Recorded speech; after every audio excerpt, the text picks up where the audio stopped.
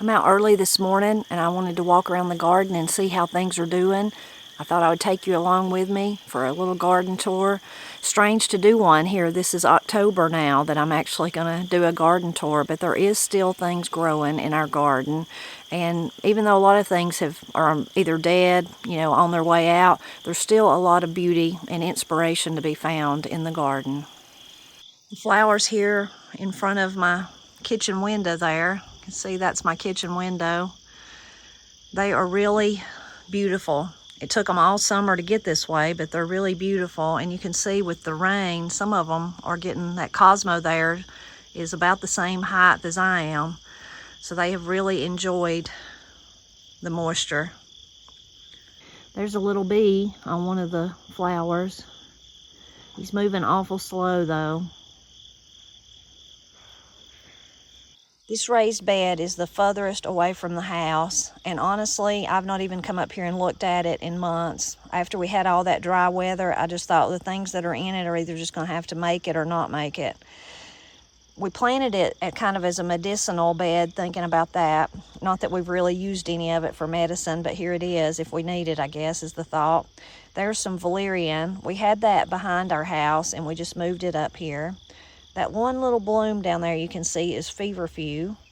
There's some blood dock, there's some self-heal, and then there's some nettle.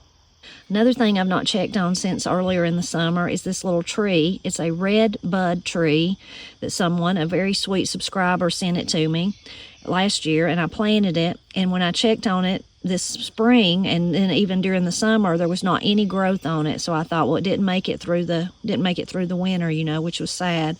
But look there, there's a little bit of growth on it. Isn't that amazing?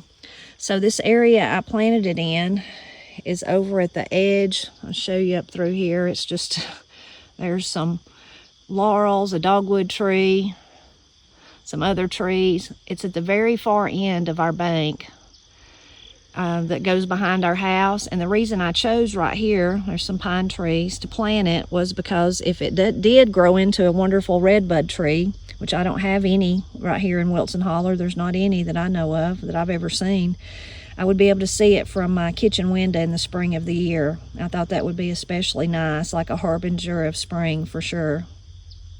The next bed up really is empty. We had some of our garlic in it. It's empty except for these onions, which are our Egyptian walking onions. Look right there. You can see all of those have sprouted. I've not been harvesting any of these since I moved them up here because I want this whole bed to kind of take over and be those onions. I would love that. And then those are onions that will overwinter here, and we could enjoy them through the winter. Of course, enjoy them during the summer too if you wanted to. But I'm really excited. Oh, I see another one down there. You can see right there, that one, all those little sprouts, those will all just fall off and take root and turn into more onions. Over in this end of the bed where we'd had the garlic is something that we didn't plant, but it's coming up here, is a watermelon, just a watermelon plant. I don't see any blooms on it. It's about to bloom though, I see over there on the edge. No way that it would make before cold weather gets here, but I'll just leave it alone for now.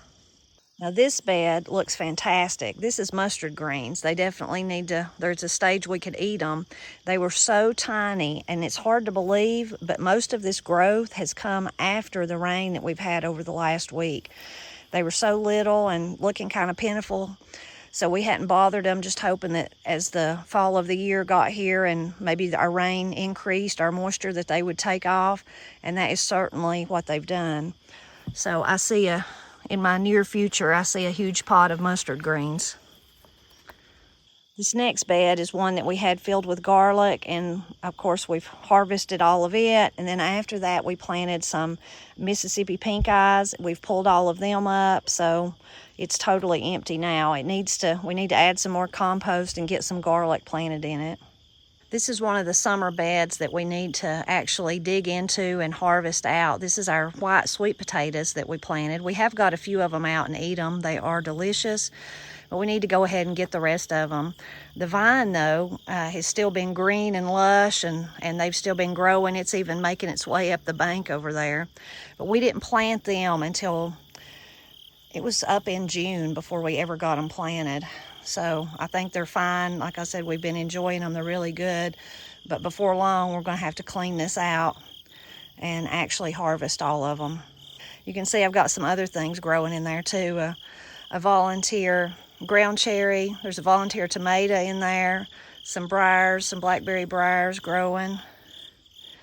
So a very lush bed that didn't seem to mind the drought too bad this year. We had a real flush of the roses that was the prettiest of the whole year, and they've kind of quit blooming now. There's one bloom up there, and that's about the only one I see. But I am excited that in between the steps, the creeping thyme that I grew, or that I planted, I didn't grow it, I'm hoping that it grows, it is actually really kind of taken off. So by next year, I hope that that'll be really a nice attraction here. There's a place like here, I don't see not one little green spot, and then over here it's kind of sparse. On the next step, it's the same, pretty good on one side and sparse on the other, but hopefully we can get that to take off. It's, of course, it'd be great to season your food with, but also keep the weeds down in that area and be nice when you step on it as you go up through there. If you brush against it, you get that wonderful smell. This is the trellis that we had some beans growing on, and then we got some greasy beans. Then at the other end, we have 2 grapevines. But we had this wonderful volunteer tomato, little tomato, sprout up here on the end, and we just kept letting it grow all summer. It was kind of laying on the ground, and I didn't want it to take over the beans, and kind of just kept pulling it back this way. But once the beans were gone, me and Matt wove it through the cattle panel, and it's really over about halfway through this one now. And we've really been enjoying those little tomatoes. I'm not sure what variety they are, but they're tasty. If I had to pick my favorite place in the garden right now, this is it. It took all summer long, but this bed finally filled in nicely. Got the little moss roses down there still blooming a little bit.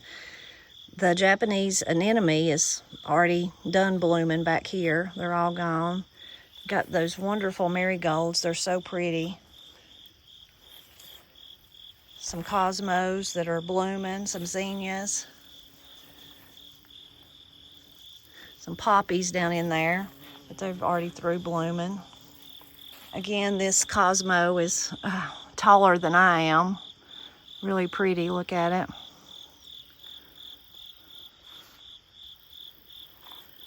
Down in there, you can see some of that pink is Lantana. It took all summer for it to fill out, but it has. It's really pretty. More beautiful cosmos. And then the nasturtiums here on the end. It took all summer for them to get full, but they are lovely now. This is the little bed where Katie had some of her poppies. They all died out. They bloomed and then they went away. You can see some lots of weeds back there that needs to be pulled. I planted this beautiful salvia there, and there's another bee there. He's moving awful slow too. It's a little cool this morning, but it's not even chilly enough to have a coat on. I guess they're just winding down for the year. He's barely moving. Coneflowers have been really pretty. I put these in here because that first bed that I showed you on the far end, I accidentally pulled one up. That was probably the last time that I was up there at that bed. I accidentally pulled it up, and then I thought, well, it's so dry, I know I'm not going to walk all the way back down there to re-water it, so I'll move it closer to the house. So I moved it up here. I wish you could smell back here behind. I planted some dill, and it's growing and has went out of the bed. I was hoping that I have more cucumbers and that I'd be able to make more pickles. That didn't happen, but I love dill. I love it. And I love the smell of it, and I love the taste of it, so it's been good for other things. This is our other herb bed. It has totally, as you can see, is totally overgrown this year. The hyssop down there on the end, I wanted to move it last year, and I didn't get it moved over the winter. Hopefully I could do that this year and get it out of here. It didn't do as good this year, but I know it was because of the terrible dry weather that we had. It wasn't near as pretty or as lush, and it may be suffering from being crammed in there too, might be it. Lemon balm still going strong, going out into the yard. I've been using a lot of it. On this end is the orange balm that we got from Betty and Pat Satterfield. And it's really tasty too. I'm not sure that I like the lemon the best though. Maybe that's just because I'm what I'm used to, but it's done really well for us. We've got some parsley, basil that we've been enjoying. This needs and some sage back there, needs a hard cut back where we can harvest a lot of this and dry it and take it in the house and kind of put this bed to sleep until next year too. This area of the garden behind me with the herb bed and these beds back there, it still really looks lush and beautiful. There's not much food though growing in it. Those beds up there on the bank, they're empty. One bed never had anything in it this year but morning glories. The other bed was the Holstein peas, and we've harvested them and pulled up the plant, so they're both empty. The herb bed, of course, I just showed you. And then there's this lovely, lovely mess back here. It's kind of turned into a jungle, but it's so pretty. I have the beautiful flowers up here in the front. Those red, they're still growing. Actually, I said there's nothing to eat. There is something to eat. I'll show you in just a minute. But the nasturtiums, after we pulled out all the cucumbers and just kind of forgot about the beds then, they have really just, again, it took them all summer this year because of the dry weather, but they finally got to that wonderful stage where they just flow out into the walkways, and they're just so beautiful and so lush, and it's really, really is a beautiful part of the garden. All year I've said that was my favorite place, that flower bed is now, but this is still really lovely too. Here's a closer view of this end here. I think it's especially pretty. There's those beautiful flowers. We've got the nasturtiums. This is the part I said I'd forgot there was stuff to eat. You can see right here, tomatoes. There's a few blooms. You can see a few ripe ones down in there. I just harvested a lot of them because I made some canned some tomatoes. But this is the little, I can get that one there, little Matt's cherry. And it took it, again, like everything else, took it a long time. This is one that just volunteers for us every year. And it pretty much took all summer long for it to really start producing here in this bed. I used to have it in my flower bed in front of the kitchen window up there, but none of them come up this year. We must have disturbed them. But this one back here, although it took all summer, it is finally really just full of tomatoes. You can see down in here some of the green ones. There's some green ones there. Some more of the red ones back in there. So I've been enjoying them. The tomato plant is just drifted on over through the nasturtiums. Now that little bee's moving fast. He's moving. Let's see if he slows down. He went in the nasturtium. Nope, he's still moving. So see how beautiful those nasturtiums are? I wish my cucumbers back here was still going strong and they were that pretty, but they're not. You can see the tomato, we've woven it up through here since it's just continuing to grow. And it will produce until cold weather. And not, it's not like an abundance, but it still is, quite a few. It's not like you're going to get enough to can, and they are little tomatoes, but it's something that we can enjoy until true cold weather gets here. Nasturtiums are just so lovely. Their leaves, you see those water? That's why I love them. Do you see that? Let's see if we can find another one. I love the blooms, but see those little drops of water? And they'll just roll around on there like diamonds. So beautiful. Here's a big drop right there. Looks like a diamond.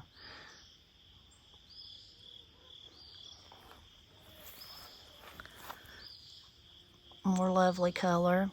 And there's what, now nasturtiums are edible too. You can eat them, the seeds, the blooms, the leaves, all of it, you can eat them. There's some of their seeds, what they look like. They taste, it's a peppery taste, a spicy taste. Puts you in the mind of radishes or horseradish, but different than that.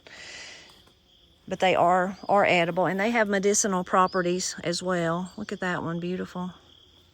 They've pretty much just covered up this area of the walkway. You can see down in here, I see some more of the tomatoes that have come over this way. There's some little Matt's cherries. And that one from that bed is now growing into this bed. You can see it there. This nasturtium on the back, it's heading up the bank. It's putting out runners to go up the bank there. On the bank, we have some of the wildflowers of fall. I'm thinking about goldenrod. This is the Joe Pye weed, or queen of the meadow, I like to call it. It's not been near as pretty this year because of those dry temperatures, I think, and they're just kind of raggedy looking now. The flowers we had in front of the greenhouse, I wasn't as pleased with them this year as I normally am, but this is about what's left on this side, not much. A few nasturtiums and a few calendula. This other side has been prettier. The petunias there, they're kind of getting wore down now, but they've been really pretty this summer. We've got some basil there that's been nice, some more calendula, but this has probably been the star of my favorite back here. There's that bee's kind of moving slow too, but these are dahlias, and that's the first time that I've ever managed to grow them. There was a white one and then this beautiful yellow, so I really hope next year that I can plant more of them now that I know I'm able to grow them. They're just so lovely. And they must be pretty hardy since I've got it in a small pot, and then they made it through the drought, so that's good. I didn't water them as much as I probably should have, and they still survived. This is our towering wall of Malabar spinach. There's a few wild apricots, passion fruits winding their way in there. That's that leaf. This is the Malabar spinach. There's nothing that can stop this stuff. I just love it. It's just so easy to grow. Reseeds itself now. We don't even plant it. And the drought didn't phase it at all this summer. This was the one green stalk that we tried to grow anything in this year. We've got some basil that did pretty good, and you can see the nasturtiums are kind of spotty. They come up in some places and they didn't come up in other places. I hope next year I can get a real jump on this and make this a prettier feature with either just all nasturtiums, or if I decide to plant something. The basil did good in there. You can see it's gone to bloom right now, but it did good. But the other things just didn't come up. This is our wonderful Cherokee purple bed. You can see the plants are mostly dead. We need to pull them out. There's a few tomatoes here and there hanging on, but not many. Just a few green ones here and there. The plants mostly are all dead. In this bed we had some peppers, but they didn't really do good. Maybe it was I don't know what it was. I'm gonna blame everything on the dry weather, but it just wasn't the year for planting peppers for us. There's some that need to be picked. But mostly it was just our fault. The peppers that we started in the beginning of the year didn't do well, so we didn't get to plant our favorites. This one has been nice though. It's the first time we ever planted it. We got it from Betty and Pat, and it is the bullhorn, I think is the name of it. Bullhorn pepper. It's a sweet pepper. The other pepper we grew this year was the gypsy pepper, and we've grew it before in the past. It's really, really prolific, and again, just a sweet pepper, and it has done pretty good considering how dry it's been. So it has done pretty good. This is our Tommy toe bed. Like the Cherokee purples, you can see the plants are dying back. There are still some green Tommy toes here and there, some red ones, some that we've been enjoying. But on the whole, just like the other tomatoes, it's just the end of the growing season for them. I just happened to look down and notice this. This is a real sign of fall of the year. If you can overlook the weeds there's some weeds. But these are the little grape hyacinths that bloom in the spring, the little purple ones. But in the fall of the year, they put out this growth. There'll be no blooms or anything, and this will die back. And then, next spring, there'll be some of those blooms here. So that's a real sign of fall of the year. This area of the garden is where we have the most still going on. I'll give you a closer look at it. We still got our okra. Of course, it's still producing like gangbusters. Okra, once it starts coming in, you have to cut it every day, and which is a good thing if you really love okra. We do, but I don't like the variety that we planted this year as much, so it's not been as good as it usually is. We have some of the late beans that we planted down here. We have that big lush row that you can see there is turnips, so that's been great. I'm hoping they'll bulb up and turn into some turnips, but so far that hadn't happened. But this rain, again, has really flushed all of this, has really been good for it. I even have, which is hard to believe, some cucumbers back here. Again, that late planting where back in the dryness of the summer, our long row of rattlesnake beans was doing no good. They were just dying. And so we pulled them all out, and we replanted some rattlesnake beans, some other beans, and I took one little section of the cattle panels for cucumbers and thought, what the heck, I'm just going to try it. So they've not been producing like gangbusters or anything, but we have been eating cucumbers from them, so that's been really nice. Other thing we have on the back cattle panel is our butter beans are still back there, and they're still producing, so we're still getting them. They're beginning to look kind of pitiful, but they're still producing a little bit. Right here beside me, there's on this part is the tomatoes, the 2 long rows of tomatoes we had down here. They're pretty much all gone. We've pulled a lot of them up. On the end here is, I'll just reach out and grab one, is one of the wonderful orange tomatoes, probably my favorite one right there. Anyway, it's still growing and still producing some tomatoes, but the rest of the bigger tomatoes, they're pretty much all gone.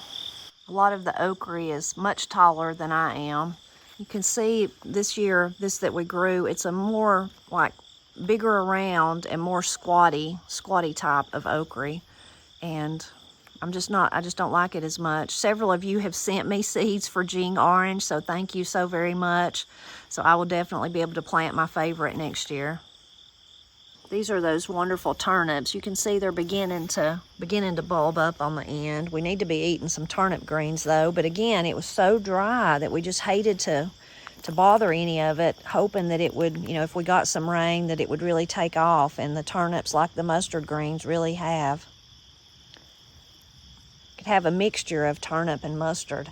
That's probably what we'll do for our first meal of greens of this fall. Here's another harbinger of fall. Fall's coming. It's technically fall is already here. You're probably already thinking that. Tipper, fall of the year is here. The date has come and gone. True, it has, but the weather has not been acting very fall-like. But this is another sign. These are mums, chrysanthemums. And these are really tall. These are up to my thigh anyway. These are from Granny's. These are an old variety, not like the ones you get today that kind of turn into those pin cushion, which are beautiful, look like a big ottoman or something. These are just long and leggy. They're prone to fall over, but I just love them because they remind me of Granny. She has the white variety and the yellow variety, and they're often called even yellow and white Octobers because it's October by the time that they bloom. I'm not sure what color these will be. I've dug these up and brought them up here, not last year, maybe the year before, but it's took them this long to really get established enough to actually bloom. So I'm very excited to see those little buds.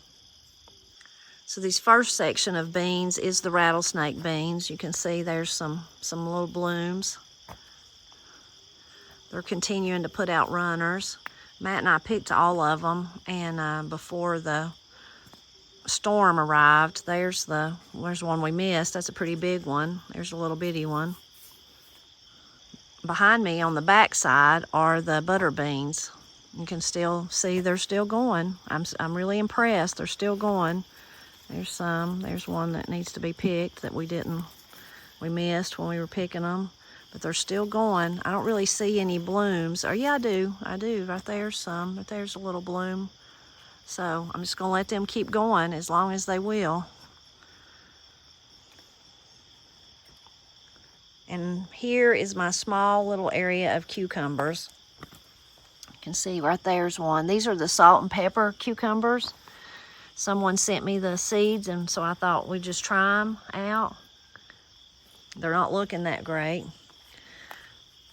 But it is still amazing to have a few cucumbers growing in October. There's one. That one's pretty big. I'll come get that one to eat with supper. There's some. You can see from the hard rains we had, a lot of them are kind of dusty. They had fallen over on the ground, and then I put them back up. And on these lower two, those are also beans that we replanted, more of a white half runner type bean. They've not done as good as the rattlesnake beans, but we have got a few off of them. This is our little kale bed. The amazing thing about this kale is this is our really, really early spring kale. And it has done good, and then it done bad, and then and it got bugs on it, and then now it's back to doing good with this cooler weather and all the rain. So we've eat a lot of it, but we just snip back at Like I would just cut the leaves off and leave the plant actually growing. So you can see down there how big around that plant is, you know, fairly large size, but it's because I've been cutting off of it, you can see, and then letting it come back out. This part of the garden down here, we have a row of carrots and a row of parsnips. We're going to leave the parsnips because so many of you told us they'd be better if they were frosted on.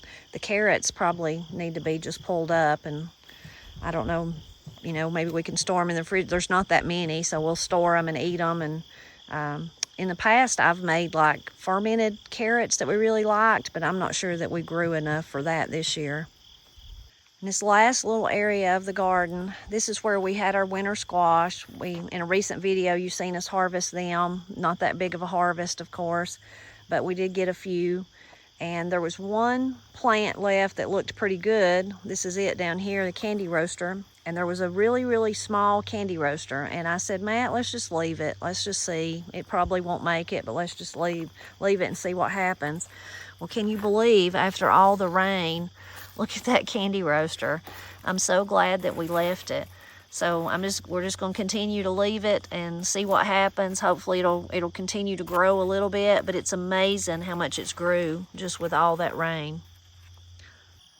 I'm not going to walk down to the big garden, but if you look hard and down, right there is the view of it. There's nothing in it now. It's all empty. Matt's bush hogged it, and there is one row of peanut beans, but I checked on them and there's nothing on them. So it's done and been put to bed for this year, other than some work that we need to do down there. This area right here is one of my, I said, you know, back there was my favorites for sure. That is with the flowers, but I have enjoyed this part this year, this view, because of having all those trees cut. I just find myself looking at this all the time. It just looks like a whole different country, as Pap would say. I have really, really enjoyed it. And of course, we enjoyed growing Pap's big garden again this year. Hope you enjoyed walking around the garden with me this morning and seeing how things are doing, how some things are on their way out, and then the wonderful fall vegetables that are still amping up to feed us this winter. The mustard and the turnips and that kale. Even though it's earlier kale, we did plant fall kale and it didn't come up, it died. It kind of sprouted and then died with the dry weather. So I hope you enjoyed seeing all that. Lots of beauty still in the garden. I feel real bittersweet about it though today. Normally this time of the year I kind of feel like that because, you know, you're putting the garden, you can see the garden's on its way out and you've enjoyed it all summer, it's fed your family. You've worked in it, you know, the sweat of your brow, you have all that, and it's kind of a bittersweet thing to see it go away till next year. There's always hope of that, but that has nothing to do with it, with how I feel today. I'm just worried about all the people that suffered from the storm, and it seems like every day we hear more just tragedy, and it's just so... A lot of you told me in my live that I was having survivor's guilt. I guess that's what it is. I've not thought about it, but it just seems, you know, I think, well, why am I even talking about my garden when so many people are hurting? Of course, we have to remember I can't just sit down somewhere and not do anything because they're hurting. I have to do the main thing I can do for them is pray. Of course, we talked about in my live about places that you could donate, things you could do. In my area, more and more places are gathering material to take. Corey and Katie are working on they're picking up stuff today so that they can take it to Peachtree Produce, a produce stand that you've seen us go to. Now they're doing that. There's been fire departments and churches and different things. There's more kind of online stuff that you can donate that's coming up from churches are setting up things and different programs like that. Other YouTubers that are collecting money, and a lot of you said you donated to Ryan Hall, to his, because he was matching, and he's already started his process of what he was doing to help with the communications. So there's lots of YouTubers doing other stuff where they're collecting stuff and taking it. So there's tons of ways we can help them like that. But still, at the end of the day, it just feels so hopeless and so overwhelming that I just feel so bad for all of them.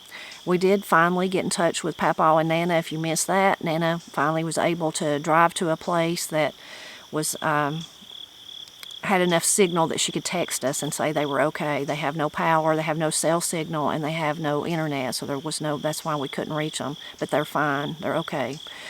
That's one of the huge issues that I know Haywood County is facing. I'm sure the other counties from Virginia to Florida, in between, all of them are the same things.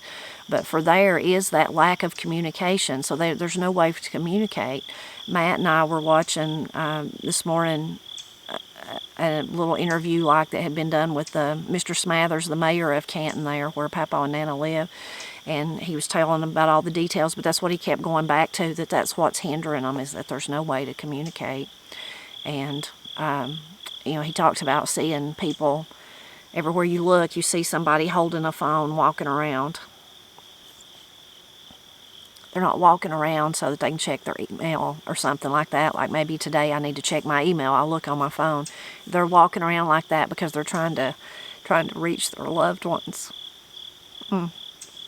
Such heartbreak. And as I said, I know it's not just in Haywood County, not just in Canton. I know it's in other places too, Buncombe County, right there beside Haywood.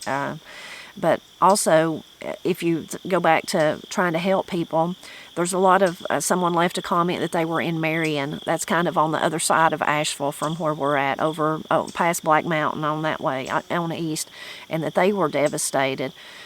And that while they knew Asheville was really, really bad, and they wasn't trying to take anything away from Asheville at all, by no means, but they were just saying, we need help too. So if you have anybody in our area, if they have help, if they could bring it to that side of the area, that side of the mountain.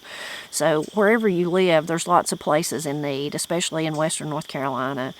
And I have Mr. Smathers, the mayor, he did say that people were stepping up. He was heartened by that, and they were getting some help. He was just really wishing they could get that problem fixed, because they can't communicate with each other. Even the people trying to work can't communicate with each other. The rescue people, the linemen, all the people there working, they can't communicate one with another. So it's just a real problem. But especially trying to reach people that are isolated and that may be hurt and in need and all those things. Matt had actually seen that because those places they're remote anyway, but then you knock out 3 bridges, how would you get there? And you can't, vehicles are no longer something you can even use. They're using helicopters, they're using a lot of helicopters to drop stuff. But Matt saw that they were actually going to use mules. They're actually going to use some mules, and I'm sure probably horses too, but to try to to ride back to some of those places with supplies to take to people. So just still a situation that's really sad, and for many, many people across this whole area, I know. I'll just ask you to continue to pray. That's the best thing that we can do for people, is to pray. Pray, and it does seem overwhelming and impossible to us humans. I'm sure it does to those who are suffering. I'm not suffering. I'm just feeling sorry for them. But we do serve a mighty God, and He's capable of all things. So please pray, and please help as you can, if you're able to. But everyone can pray. I know a lot of people's finances these days, especially, are in such dire straits that it's hard to be able to help financially, whether that's buying supplies to send or if you're donating to a fund or something like that.